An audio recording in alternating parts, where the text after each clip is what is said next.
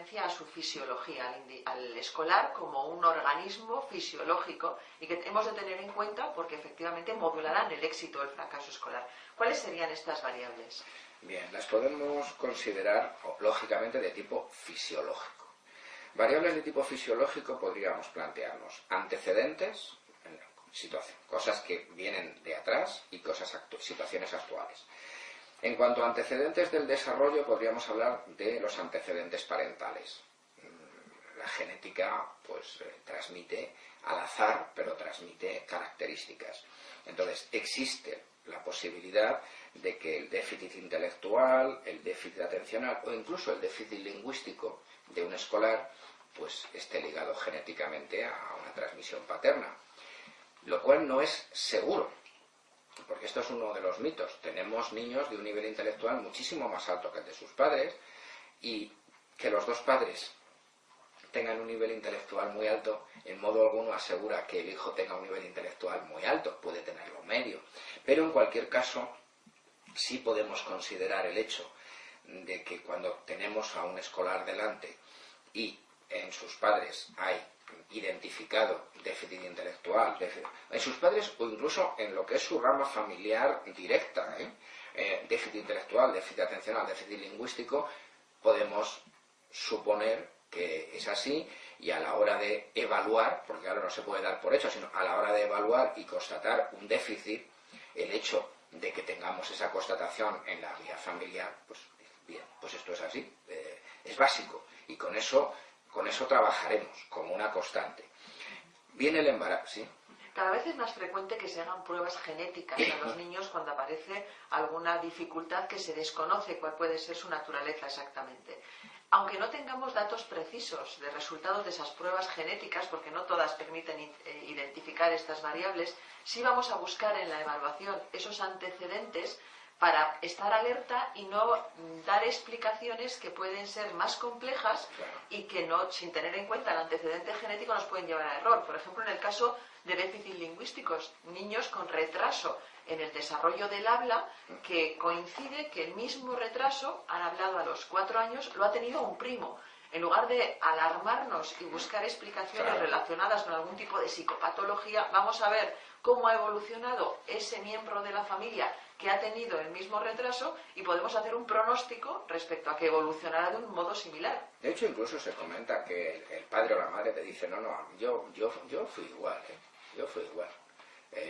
Yo empecé a hablar a tal momento, o yo también estuve 7 meses tartamudeando, o yo también era muy despistado, o yo también soy así de inquieto, ¿no? Entonces, efectivamente, a veces sencillamente la variable fisiológica no tiene explicación psicológica. El hecho de que hagamos psicología en el ámbito del profesor o profesora, el profesor hace psicología cuando analiza conducta, el pedagogo, el psicopedagogo, los profesionales hacemos psicología, pero porque hagamos psicología no quiere decir que tengamos que buscar explicaciones psicológicas a todo. Hay un nivel de explicación que es fisiológico, pura fisiología. Bien, en el embarazo siempre en los tiempos modernos se ha centrado en que es un periodo importantísimo y de muchísimo riesgo.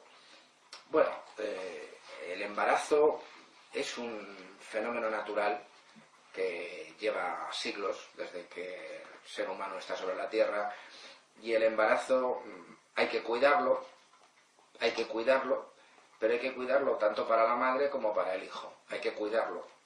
Y es cierto que es una época de riesgo porque infecciones graves pues pueden provocar anomalías, de manera que pues ya conocemos la exposición a radiaciones, exponemos los efectos de algunas sustancias químicas, farmacológicas, que bueno, han tenido efectos desagradables, infecciones por virus, pero por ejemplo, las intoxicaciones, el alcoholismo, el alcohol, el tabaco, el consumo de drogas, debemos actuar con prudencia como consultores. Entonces, una cosa es una madre alcohólica que realmente ha estado consumiendo dosis masivas de alcohol durante el embarazo y que pues muchos de los efectos son discutibles, porque claro, no se pueden atribuir al alcoholismo, pero sí se ven asociados al alcoholismo. Pero otra cosa es que la madre pues haya tomado sus cervezas, se haya tomado un vermú por la mañana o se haya tomado un cóctel. Eso es absolutamente intrascendente, absolutamente intrascendente. ¿Es más sano no probar alcohol? Pues depende, porque si la persona, la madre, se pasa todo el tiempo sufriendo porque no se toma una cervecita o algo así, pues a lo mejor hasta el trastorno emocional es más grave. Pero que el tema de ser una madre consumidora ocasional de alcohol, nunca puede ser una variable que tenga que ver con la situación del hijo.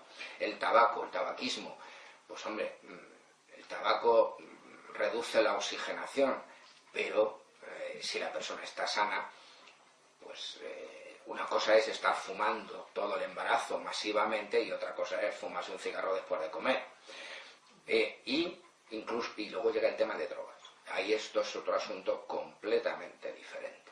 Evidentemente, una persona, una madre heroinómana, cocainómana, una madre que ha tenido consumo frecuente de drogas, sí que es cierto que no se sabe todavía cómo, por qué procedimientos, pero sí se asocia a perjuicios graves en el niño. No lo ha mencionado usted ni aparece en esta lista, pero hay madres y padres preocupados porque sus hijos puedan tener algún tipo de alteración en el desarrollo porque han sido niños que durante el embarazo ha habido una situación de estrés importante en la vida de esa familia, por la pérdida de un ser querido, por situaciones económicas graves, y temen que eso afecte al niño, o incluso que no haya sido un bebé planificado, que no haya sido deseado, que se hayan tenido dudas respecto al proceso de embarazo. ¿Todo esto puede afectar al desarrollo de este niño?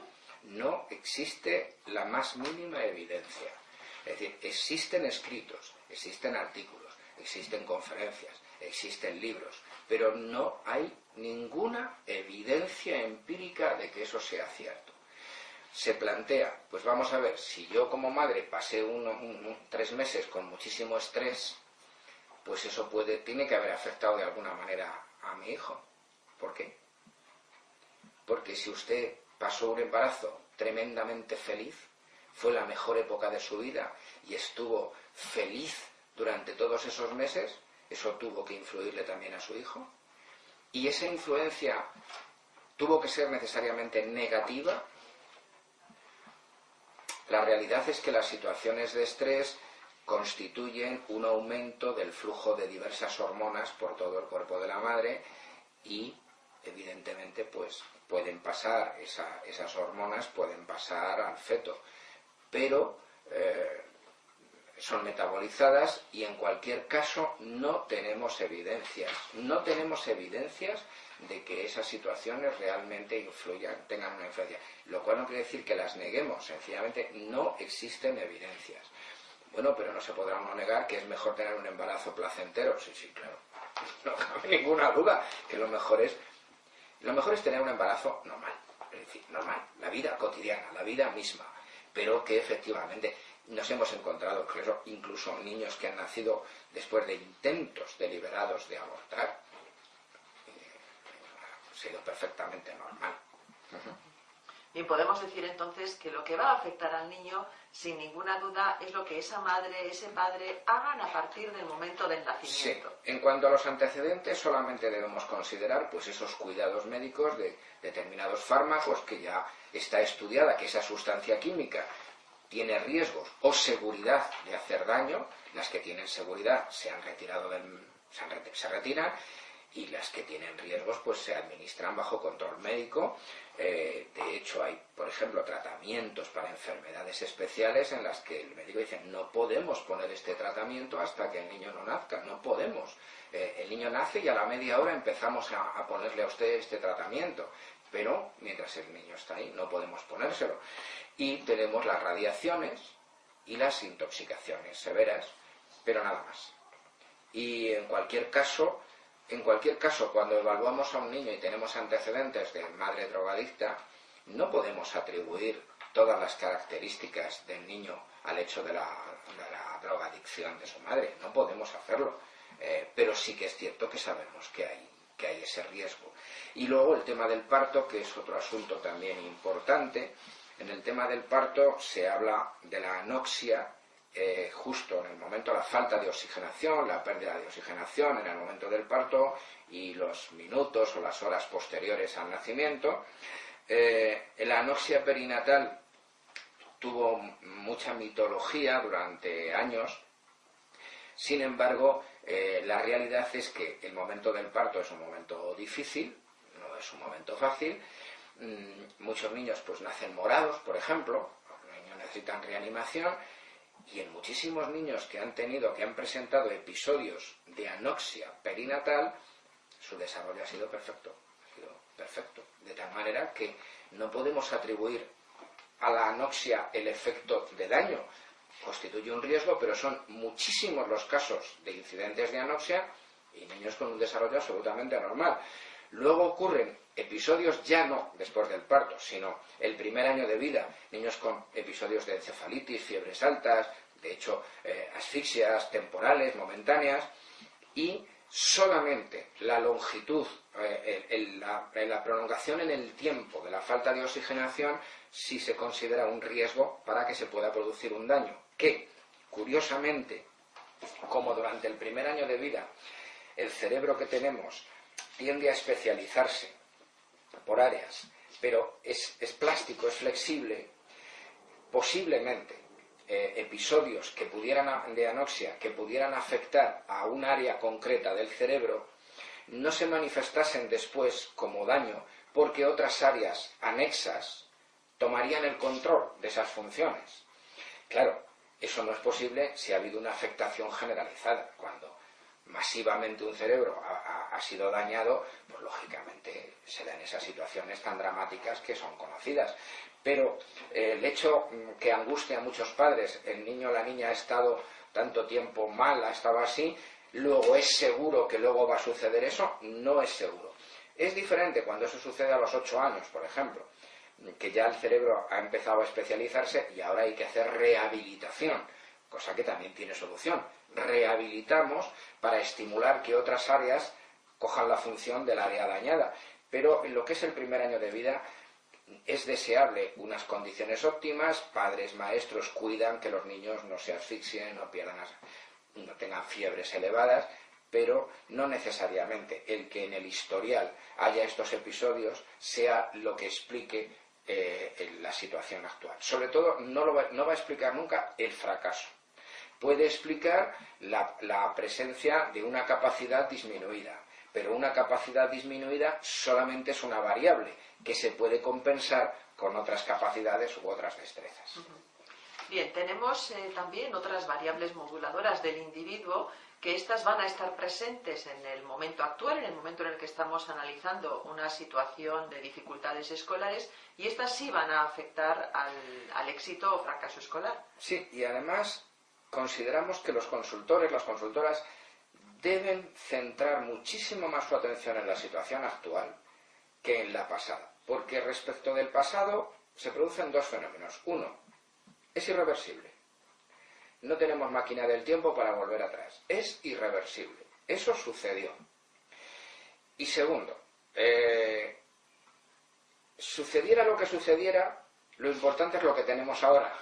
Lo que hay ahora, lo que nosotros tenemos ahora. No importa de dónde vino. Tener en cuenta el desarrollo evolutivo es para hacer planes preventivos, pero no para corregir. Para arreglar una situación lo que hay que centrarse es lo actual. Y lo actual es la alimentación. Un niño que no desayuna es un niño que no está en condiciones de atender y de llevar adelante procesos cognitivos de aprendizaje. Por lo tanto, es importante un desayuno equilibrado, un desayuno que le permita al niño estar en buen funcionamiento.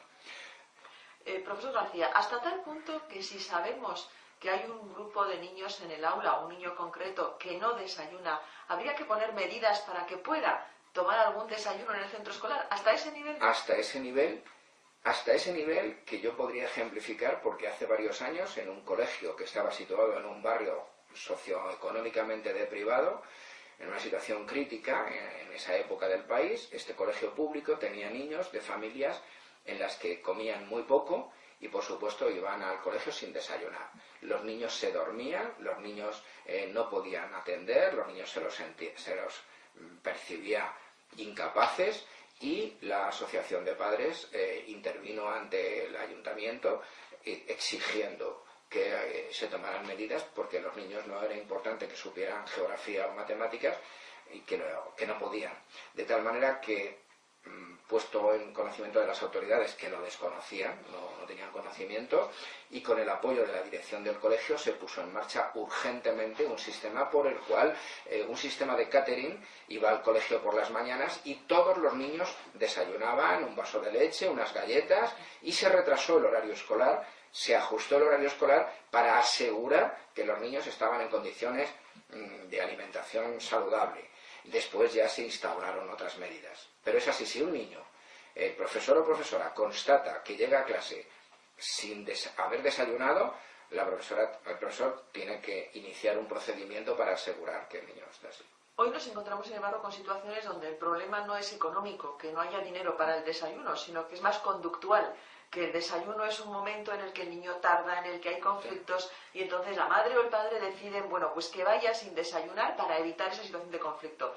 Animaría a que se desarrollaran talleres para familias, incluso sesiones específicas de asesoramiento para guiarles sobre cómo manejar la situación de la mañana, de forma que tengamos garantizado que más o menos, dependiendo de las características también de apetito de los niños, pero que todos los niños vayan en condiciones fisiológicas óptimas para poder atender y realizar el esfuerzo que requiere aprender en el aula. Claro, pero además ese taller o esas charlas deben ser no monográficamente sobre el desayuno, sino sobre el desayuno y sobre el sueño.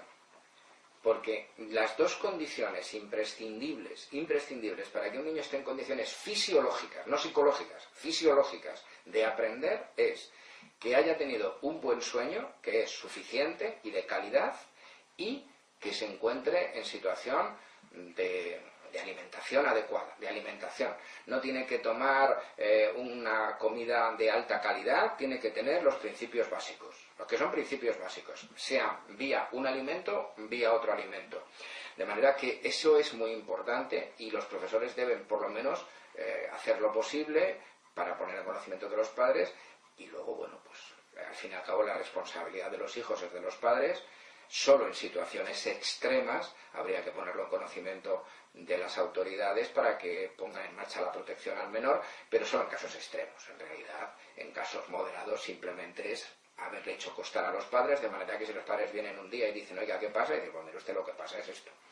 En cuanto al descanso, es muy importante que el consultor tenga claro, porque a veces se nos olvida, cuando el consultor es adulto considera que con 7 horas tiene suficiente horas de descanso. Pero en los menores 7 horas no son suficientes. Incluso en educación secundaria pueden ser necesarias 10 horas. De modo que se debe tener presente que un escolar debería dormir entre 8 y 10 horas. Hay que tener en cuenta los periodos de crecimiento, cuando un niño está creciendo, que es en todo su periodo, pero que hay momentos en los que se acelera el crecimiento y que eso produce fatigabilidad en el niño, y que cuando el profesor, el tutor, detecta fatigabilidad, debe informar a los padres para que consulte con su pediatra y pueda tomar algunas medidas, porque la fatiga nos pone en condiciones malísimas para aprender. Luego están las enfermedades crónicas o enfermedades de larga duración, como ejemplo de ello las alergias, que son elementos muy delicados a la hora de analizar el rendimiento escolar. La hospitalización, la medicación, supone una alteración del ritmo, una tremenda alteración del ritmo escolar, y puede ser una variable muy influyente. Hasta tal punto es así que casi siempre ya muchos hospitales tienen unidades educativas y tienen profesores para facilitar que los niños puedan seguir la escolaridad. Luego tenemos las famosas deficiencias sensoriales, que evidentemente los niños que progresan adecuadamente, porque progresan adecuadamente, pues quizás no habría que preocuparse o dedicarle tiempo a controlar visión y audición. Pues sí, no pueden ser invidentes y sordos y progresar, o tener dificultades parciales y progresar. Los niños que progresan, pues progresan. Pero en cuanto un niño no progresa, lo que tendríamos que tomar son medidas orientadas a asegurar el control de la visión y la audición, y luego, pues en algunos casos, el control motriz. Este es más difícil que se le pase que pase desapercibido a profesores porque están mucho más especializados. Pero puede darse el caso y la deficiencia motriz explica la mala calidad de algo, pero tampoco explica el no hacer algo. La deficiencia motriz explica el trazo no sea correcto, pero no que no se haga. Y el siguiente capítulo, la parte siguiente, sería todo lo que corresponde a estados emocionales.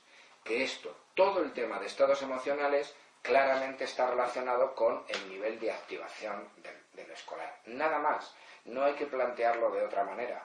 Sencillamente, nuestro modelo conceptual implica el contar con un nivel de activación óptima. Es decir, cuando se está subactivado, se perjudica el rendimiento. Y cuando se está sobreactivado, se perjudica el rendimiento.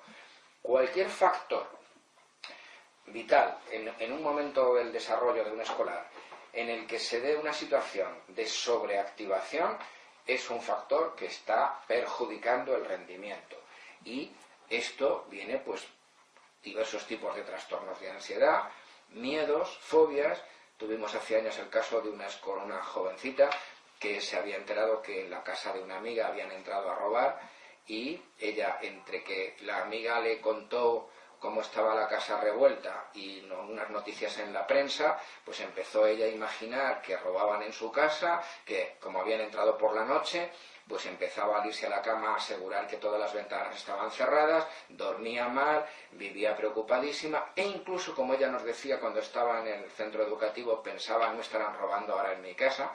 Entonces, es un caso no frecuente, pero que en este caso estaba dificultando enormemente la capacidad de atención, concentración de la escolar, y que era una variable que casi por sí sola estaba explicando el bajo rendimiento. Con lo que aparece aquí en la página 31 tenemos un número importante de variables externas, ajenas al centro escolar, que pueden afectar a ese nivel de activación. Esto significa que si están presentes esas situaciones de estrés en el ámbito familiar o otros factores generadores de ansiedad, necesariamente en el aula el rendimiento ha de ser bajo, o es posible que, conociendo esos factores de estrés, se diseñe un plan de intervención, de asesoramiento al profesor para que ponga medidas que puedan paliar esas situaciones del ambiente familiar, de manera que en el aula, aunque no esté en las condiciones óptimas, la actuación de los profesores favorezca que se reduzcan esos niveles de ansiedad y que el aula sea un contexto de más seguridad, de más calma y, por lo tanto, de unas condiciones mejores para aprender. Efectivamente, eso se puede hacer. Lo que sucede es que hay que tener en cuenta que la actividad escolar es por sí sola estresante. Ya de por sí es estresante, es un factor de estrés. De manera que cuando los escolares viven situaciones, pues, de desajuste familiar, discusiones graves entre padres, celopatías, dificultades económicas, violencia familiar, pérdida de algún familiar, esos son factores estresantes externos al colegio, a los que se añade el propio estrés de la escuela. Evidentemente, es posible y es deseable diseñar unas estrategias que ayuden a reducir las respuestas de estrés del escolar. Y esto se puede hacer en dos ámbitos. Sin tocar la familia, es decir, contando con que el sistema educativo puede no tener acceso a la familia, o es que no puede tener acceso porque lógicamente pues las personas, si piden ayuda, están dispuestas, pero si no, no. Pero considerando eso como un factor no modificable, sí podemos actuar a dos niveles, y es: el profesor puede recibir asesoramiento respecto a cómo modificar algunos aspectos de la situación de enseñanza-aprendizaje, y el menor puede recibir algún tipo de entrenamiento que podría ser individual con él, lo cual es bueno, pero también tiene una parte en la que puede sentirse el niño también, el menor, designado como especial. Pero también podría ser que algunos niños que comparten dificultades para controlar su ansiedad por unas razones o por otras, formen parte de un pequeño grupito a los cuales se los entrene en habilidades para hacer frente al estrés.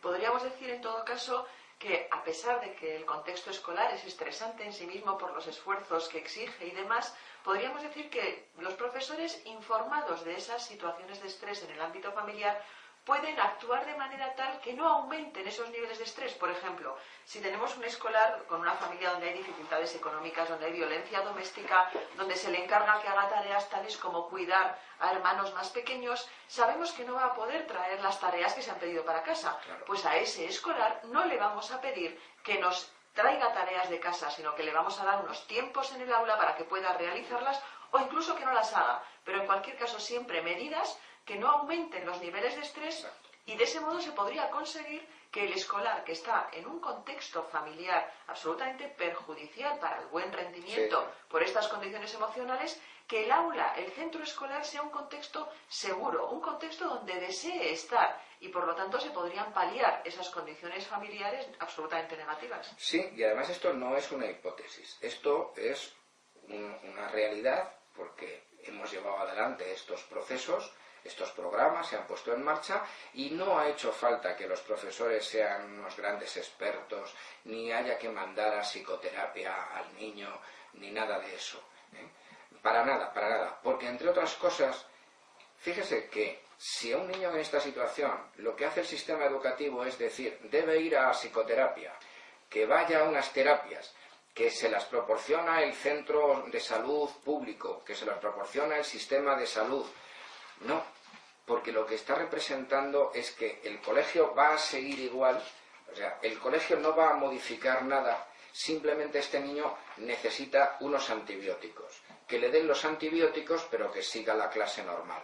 No. No se ha hecho eso, no se hace con mala intención, pero es un error. El sistema educativo debe ajustarse él a las características del escolar y no remitir al escolar a otro sitio. Otra cuestión es que, lógicamente, el tema este de los miedos de esta chiquita, pues nos fue remitido a nosotros como consultores externos, porque el colegio decía, esta niña necesita ayuda para superar estos miedos, y los padres decían, necesita mi hija la ayuda de un profesional para resolver el tema de los miedos. Claro, en algo tan puntual como esos miedos, la niña recibe ayuda de un experto durante unas semanas, queda resuelto el asunto y no pasa nada, pero no ese es el caso que comentamos, ¿no? Es el caso.